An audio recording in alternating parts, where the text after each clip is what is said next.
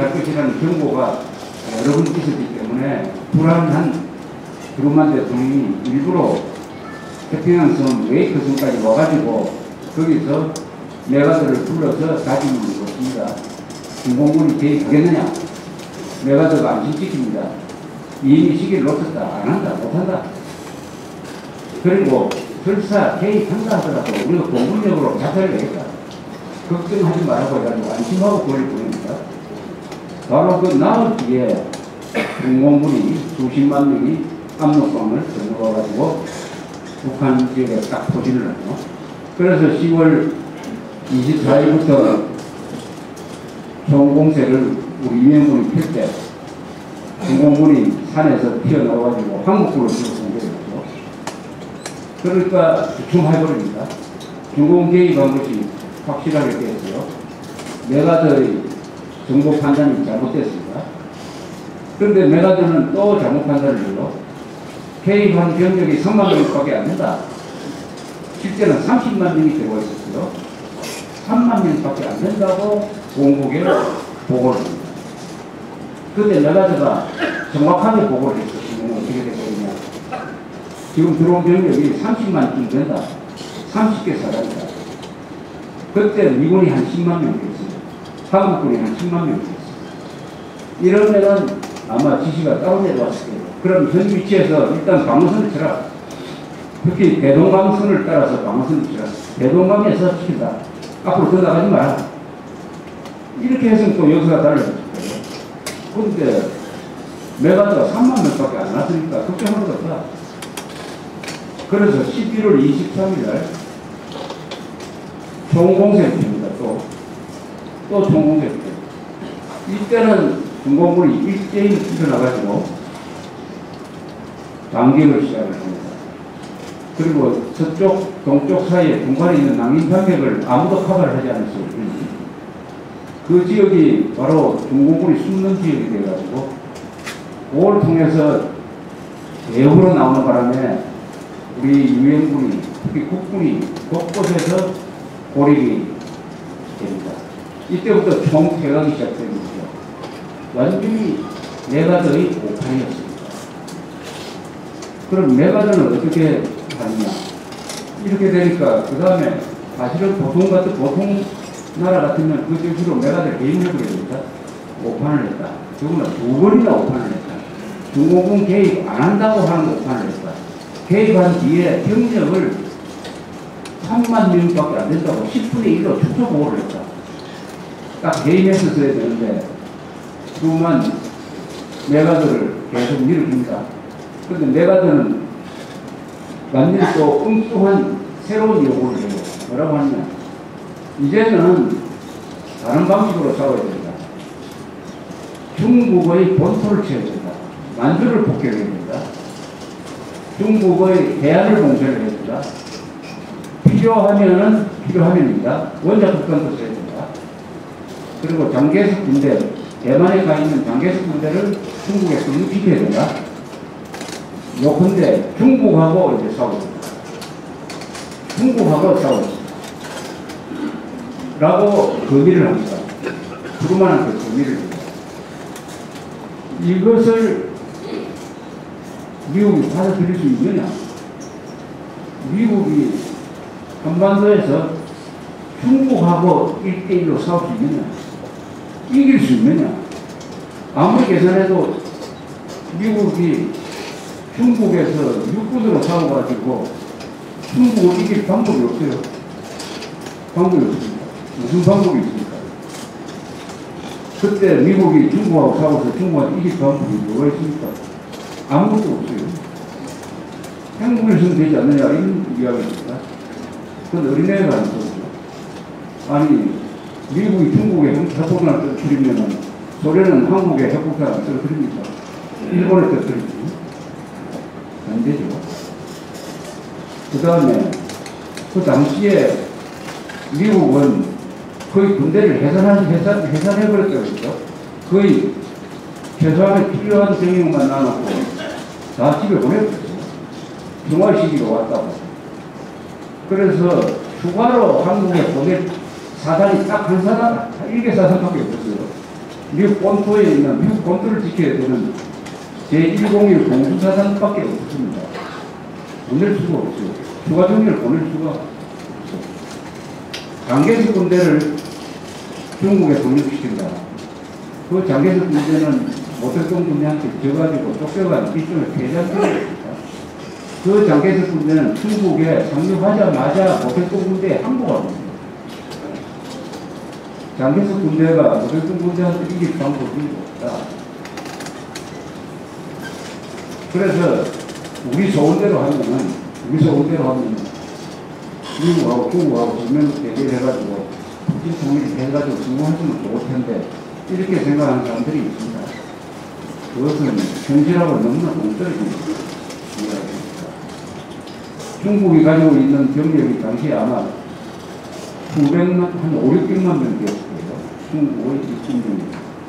그럼 한국에 있는 10만 추가로 한 20만 원 들었어요.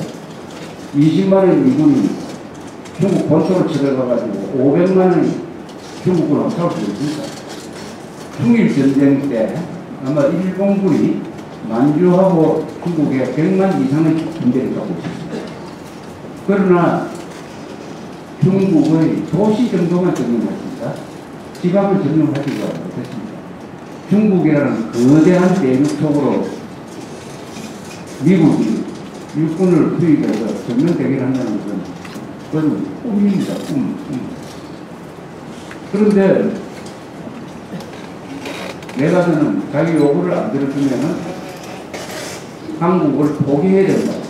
한국에서 철수해야 된다. 한국에서 철수해야 된다. 한국을 가지고 아주 인지를 합니다. 그러니까 간단해요. 중국하고 정면 대결을 하든지 한국에서 철수하든지 둘 중에 하나 양자택일이다. 이렇게 딱 외통수를 내드립니다. 그러니까 일사후퇴가 있었던 바로 그 1950년 12월에서 1월 사이 워싱턴에서는 공황 상태에 빠졌습니다. 미군은 총 퇴각하고 특히 흥남에서는 고립돼가지고 해병대가 10만 명이 배를 타고 철수를 하고 한국 사람 10만 명을 그 와중에서도 데리고 오고 그리고 평양을 보내고 피난민이 막 남쪽으로 내려오고 미국 역사상 최대의 위기 그래서 비상사태를 선포합니다. truman 대통령이 2차 세계대전 때도 안 했던 국가 비상사태를 선포합니다. 그래서 계속 워싱턴에서는 국무성, 국방부 장관 이런 사람들을 만나서 계속 회의를 해요. 무슨 회의를 하냐? 한국을 포기할 거냐 말 거냐 하는 회의를 여러 수십 번 합니다. 한국을 포기할 거냐 말 거냐. 자, 포기를 하면 오늘 어떤 순간에 한국을 포기할 거냐. 내가 저는 정원군을 안 보내주면은 중국을 때리게 허용을 하지 않으면은 한국을 포기해야 된다는 거예요. 그러나 미국의 국무부나 특히 국무부 뒤내지는 국무장관 쪽에서는 그래서는 안 된다. 끝까지 싸우다가 져서 물러나는 것은 괜찮지만 미리 포기해서는 안 된다. 싸워야 된다. 그럼 어느 선을 가서 포기할 거냐. 금강, 대전 금강이고 금강까지 밀렸을 때는 한국을 포기할 수 있다. 이런 이야기도 나옵니다. 금강까지 밀렸을 때는 포기할 수 있다. 그럼 포기할 때 한국 사람은 데리고 갈 거냐. 우리하고 같이 싸웠던 사람들이 공산군한테 있는 건 중국 테니까 한국 사람 몇 사람을 데리고 왔거든요. 그때 계산한 게 있어요. 한국 사람 32만 명 데리고 왔어요. 32만 명. 아마 군인들이 데리고. 그럼 이 32만 명을 어디에 데리고 왔느냐? 일본 근방 여기에 한국 사람을 받아줄 데가 있느냐? 없다. 그러니까 오키나와에 데려갈 수는 없는 거거든요. 어디 데려가느냐? 한참 갔다가 어디를 지금 하십니까? 저 피지 근방에 어느 성을 갔습니다. 뉴질랜드가 관할하는 지역으로 32만 명을 데려갑니다.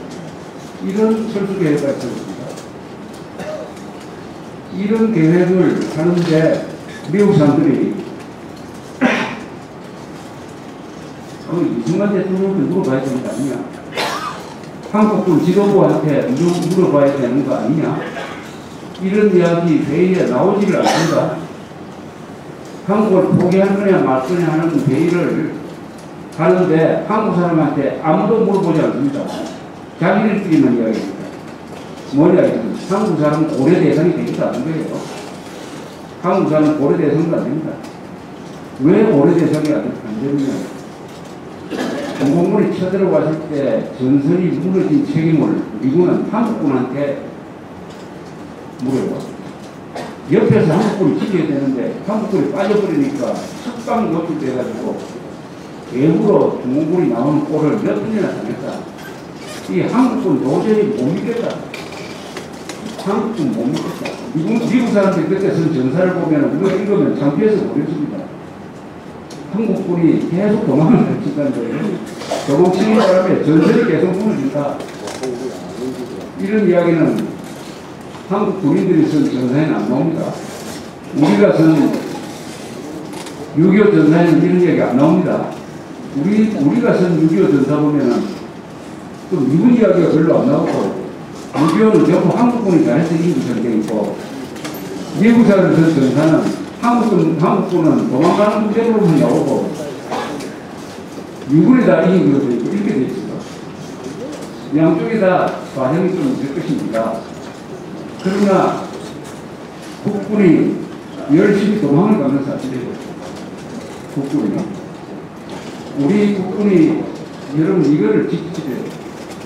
우리 대한민국은 이렇게 경제가 잘 되고 잘 살고 있지만은 아직도 우리 힘으로 나라를 지킨 적이 딱 한 번도 없습니다.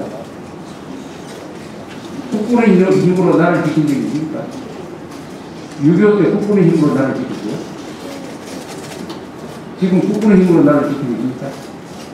연평도 때 당하고 나서 우리가 포기를 하지도 않고 잠자는 오바마한테 전화해가지고 항공모함 보내달라고 한 사람이 누굽니까? 이런 나라입니다. 아직도 이런 나라예요. 대한민국은 임진왜란 이후에 1592년 이후에 지금까지 단 한 번도 우리 힘으로 나라를 지킨 적이 없는 나라입니다.